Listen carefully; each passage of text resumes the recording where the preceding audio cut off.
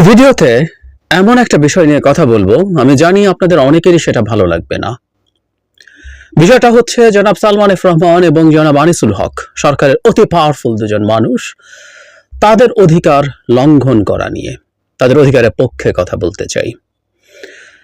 শুরুতেই বললাম, এটা শোনার পর নিশ্চয়ই অনেকে আর শুনবেন না এই ভিডিওটা এবং অনেকে তির্যক বিরূপ মন্তব্য করবেন। আমি আপনাদের মন্তব্য পড়ি এবং আমি বলেছি আমাকে যে কোনো রকম সমালোচনা, এমনকি গালিগালাজও করতে, অনেকে করেনও, গালিগালাজ করতে পারেন, মাথা পেতে নেব।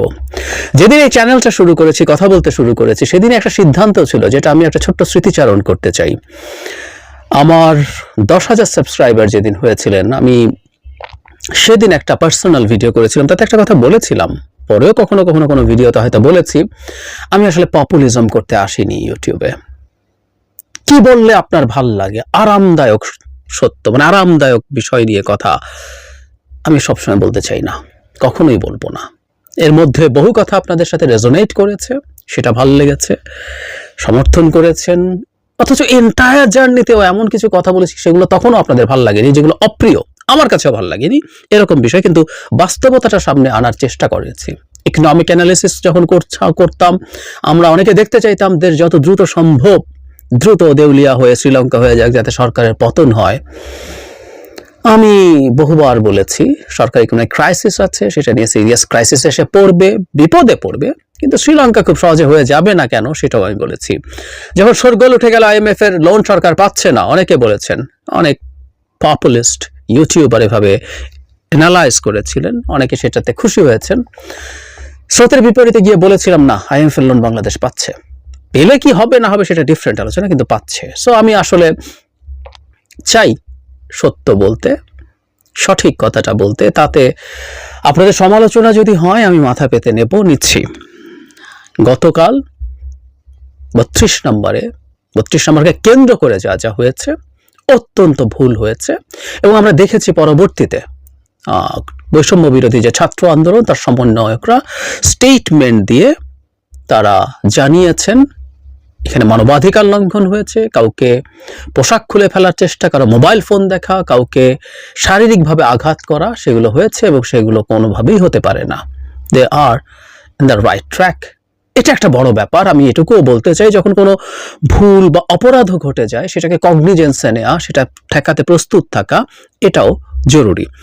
যাই হোক, যেন সালমান এফ রহমান এবং আনিসুল হককে আদালতে তোলা হয়েছে, তাদেরকে গ্রেফতার করা হয়েছে, সেটা নিয়ে আমি কথা বলেছি, এবং আমি একটা জিনিস এখনো মনে করি, এই দুই ব্যক্তিকে অত্যন্ত দৃষ্টান্তমূলক শাস্তি দিতে হবে। আমাদের এই দেশটা ধ্বংস হওয়ার পিছনে শেখ হাসিনার সবচেয়ে গুরুত্বপূর্ণ সহযোগী যারা, তাদের মধ্যে একেবারে প্রথম কয়েকজনের মধ্যেই এই দুই ব্যক্তি আছেন। কিন্তু তাদেরকে যখন কোর্টে নেওয়া হলো, আমরা দেখলাম তাদের হয়তো নিরাপত্তার ঝুঁকি আছে মনে করে বুলেট প্রুফ জ্যাকেট, হেলমেট পরিয়ে নেওয়া হলো, এবং তাদেরকে সেই পোশাকে আমরা সেই লোহার খাঁচা, কুখ্যাত লোহার খাঁচায় দেখলাম। এই লোহার খাঁচায় ডক্টর ইউনূসকে ঢুকতে হয়েছিল, এবং ডক্টর ইউনূস বেরিয়ে সেটা নিয়ে জানিয়েছেন, বলেছেন। এবং আমরা ব্যক্তিগতভাবে মনে করি ডক্টর ইউনূসের মতো এত বিশ্ববিখ্যাত ব্যক্তি নন, এই রাষ্ট্রের একজন তুচ্ছতম, সাধারণ অর্থে আমরা যাকে তুচ্ছতম, সবচেয়ে প্রান্তিক নাগরিকও এই অবমাননাকর লোহার খাঁচায় থাকতে পারেন না। সো এই লোহার খাঁচার ছবিটা দেখে প্রাথমিকভাবে এই কথাটা মাথায় আসলো, এটা থেকে সবার মুক্তি পাওয়া উচিত। সালমান এফ রহমান এবং আনিসুল হকেরও এরকম লোহার খাঁচায় যাওয়ার দরকার নেই।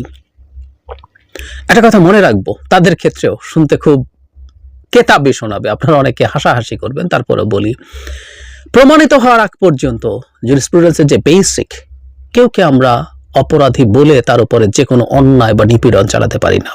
আমাকে যদি জিজ্ঞেস করেন তাদের অপরাধ নিয়ে কি আমি কোনো সন্দিহান, আমার মনে 0.0 পরে আনলিমিটেড 0 দিয়ে 1% কনফিউশন নেই যে এই দেশে নানা রকম ভয়ঙ্কর ফৌজদারি অপরাধের সাথে এই দুই ব্যক্তি জড়িত, কোনো সন্দেহ নেই। কিন্তু তারপরও আমরা যখন মানবাধিকারের কথা বলি, বিচার পাবার অধিকারের কথা বলি, যেটা আমাদের সাংবিধানিক অধিকার প্রত্যেক মানুষের, তার প্রতি জাস্টিসটা হওয়া দরকার। কিন্তু এর মধ্যে ভয়ঙ্কর যে ঘটনা ঘটেছে সেটা হলো এই, আমি একটু পরে ভিডিওটা করা হলো কারণ এই মূল খবরটা আমার চোখে পড়েনি। সেটা হচ্ছে অনেক জায়গায় দেখেছি তার পক্ষে আইনজীবী দাঁড়াচ্ছেন না, ছিলেন না, এরকম হেডলাইন আছে, ভেতরে নিউজেও তাই ছিল। আমিও ভাবলাম যে এই দুই ব্যক্তিকে নিয়ে এখন অনেক বেশি সমালোচনা হচ্ছে, তাই হয়তো লয়াররা অনেকে দাঁড়াতে চাননি তাদের পক্ষে। আমাদের লয়ারদের মধ্যেও মাঝে মাঝে পপুলিজম মাথাচাড়া দিয়ে ওঠে। আমাদের মনে থাকার কথা, নারায়ণগঞ্জে 7 খুন হয়েছিল র্যাবের হাতে, সেখানেও র্যাবের যে অফিসাররা ছিল প্রাথমিকভাবে তাদের পক্ষে দাঁড়ানোর মতো কোনো লয়ার পাওয়া যাচ্ছিল না। আমরা যে আইনের ব্যবস্থায় থাকি সেখানে প্রত্যেকটা অভিযুক্ত মানুষের আইনজীবী পাওয়ার অধিকার আছে। সেটা যে শুধুমাত্র তাকে নির্দোষ প্রমাণ তাও না, নির্দোষ প্রমাণের চেষ্টা তো করতেই পারেন, তার আগে আরো অনেকগুলো পদক্ষেপ আছে, বিচার চলবে, কিন্তু জামিন পাবে কি পাবে না নানান ইস্যু আছে, সুতরাং লয়ার থাকতে হবে। তো আমি তাই ভেবেছিলাম, কিন্তু আমি পরে অবাক হয়ে দেখলাম, আমি একটা পত্রিকা থেকে, পোর্টাল থেকে পড়ছি, কেন ছিল না। 2 আসামির পক্ষে কয়েকজন আইনজীবী যান শুনানি করতে, কিন্তু বিএনপি ও জামায়াতপন্থী আইনজীবীরা তাদের আদালতে থাকতে দেননি। অবশেষে তোপের মুখে আদালত ছাড়েন তারা। ঢাকা আইনজীবী সমিতি ও ঢাকা বার জাতীয়তাবাদী আইনজীবী ফোরামের সাবেক সাধারণ সম্পাদক ও জাতীয়তাবাদী আইনজীবী সমিতির ওমর ফারুক ফারুকি বলেন, আজকে হাজার হাজার আইনজীবী এখানে বিক্ষোভ করছে, তারা আসামিদের ফাঁসি দাবি করছেন।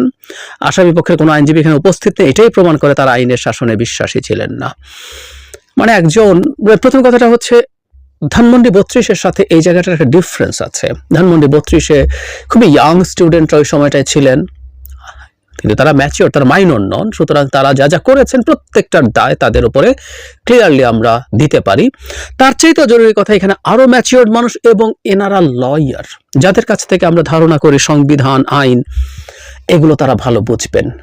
কিন্তু খুবই হতাশভাবে আমি দেখছি তারা সালমান এফ রহমান এবং আনিসুল হকের লয়ারদেরকে তাদের পক্ষে দাঁড়াতেই দেননি। ঘোর অন্যায় হয়েছে, বড় অন্যায় হয়েছে। তাদের অধিকার হরণ করা হয়েছে, তাদের সাংবিধানিক আইনি অধিকার হরণ করা হয়েছে। আমি এর প্রতিবাদ করছি। খুব খারাপ লাগছে হয়তো, কিন্তু আপনাদের অনেকেরই হয়তো বলছি, সবার না নিশ্চয়ই। যদি খারাপও লাগে, এই একটা ব্যাপার একটু মেনে রাখা আমাদের দরকার আছে। আমরা একটা আইন বহির্ভূত, বিচার বহির্ভূত সরকারের সমালোচনা করে তাকে পতন ঘটিয়ে ক্ষমতায় এসেছি, সুতরাং আমাদের উপরে ফোকাস বেশি থাকবে, আমাদের উপরে প্রত্যাশা বেশি থাকবে। তাই গণঅভ্যুত্থানের পরে এরকম কিছু ঘটনা ঘটে যেতেই পারে বলে আমরা যেন এগুলোকে জায়েজ না করে ফেলে। বিশেষ করে লয়াররা যখন এই ধরনের কথা বলেন, লয়াররা যখন এই ধরনের কাজ করেন, সেটাকে আমরা কোনোভাবেই নিতে পারি না। দুটো ব্যাপার, এর মধ্যে শর্ট টার্মের গুরুত্বপূর্ণ কথাটা বলি, এই জিনিসগুলো আন্তর্জাতিকভাবে ব্যবহৃত হবে। 32 নম্বরে যা যা আছে, সারা পৃথিবীর প্রায় সব ইন্টারন্যাশনাল মিডিয়া সেগুলো নিয়ে নিউজ করেছে, আমরা দেখেছি হয়তো অনেকে, আমারও চোখে পড়েছে, আপনাদেরও। যেসব মিডিয়া বাংলাদেশের এই গণঅভ্যুত্থানের পক্ষে কাজ করেছে, পক্ষে মানে তারা জেনুইন নিউজ সাপ্লাই করেছে, তাতে এটা আমাদের পক্ষে গেছে, সেই প্রতিষ্ঠানগুলোই এটাও 32 নম্বরের ঘটনাকে খুবই পাবলিক করেছে। ঠিক একইভাবে আমরা দেখব সালমান এফ রহমানদের ট্রায়ালের ক্ষেত্রে যা হচ্ছে, সেটাও একইভাবে মনোযোগ পেতে পারে, এটা শর্ট টার্মে। তারপরও আমরা ধরলাম যে ইন্টারন্যাশনালি কিছু হচ্ছে না, সো হোয়াট? বাংলাদেশকে আমরা একটা ন্যায় বিচারের সমাজে, ন্যায় বিচারের রাষ্ট্রে পরিণত করতে চাই। আমরা এখানে এক্সিস্টিং সংবিধান, এটা যদি আমরা বাদও দিয়ে দেই, নতুন সংবিধানে আমরা নিশ্চয়ই লিখবো আইনের দৃষ্টিতে সবাই সমান এবং আইনের আশ্রয় লাভের সমানভাবে অধিকারী সবাই হবে। এর মধ্যে আর কোনো রকম যদি কিন্তু নাই, অমুক তমুক নাই, সব একই, সব সেই স্পেসিফিক, সবার জন্য, ধনী গরিব, উঁচু নিচু, ছোট অপরাধী, বড় অপরাধী, অপরাধী বলতে আমি অভিযুক্ত বোঝাচ্ছি, সবার জন্য একইভাবে এই আইন, এই নিয়ম চলবে, তাই তো হবার কথা। সুতরাং ভবিষ্যতে আর কোনো অভিযুক্তের ক্ষেত্রে, এবং আমরা টেকনিক্যালি নিশ্চয়ই অপরাধীও বলবো না, অভিযুক্ত বলবো প্রাথমিকভাবে, কোনো অভিযুক্তের ক্ষেত্রে আওয়ামী লীগের এই ঘটনা যাতে না ঘটে। আমাদের মানে এই হতে পারে, ঠিক আছে, আর কিছুদিন পর ঠিক হবে, এই জায়গাগুলো থেকে আমরা যেন সরে আসি। আমরা খুব দ্রুত আমরা যাতে আমাদের সমাজে সত্যিকার অর্থে একটা গণতান্ত্রিক সমাজ হয়ে উঠছে, সত্যিকার অর্থে একটা সংবিধান, আইন, এগুলো মেনে চলা একটা সমাজ গড়ে উঠছে, সেটা আমরা খুব দ্রুত দেখব এবং অন্য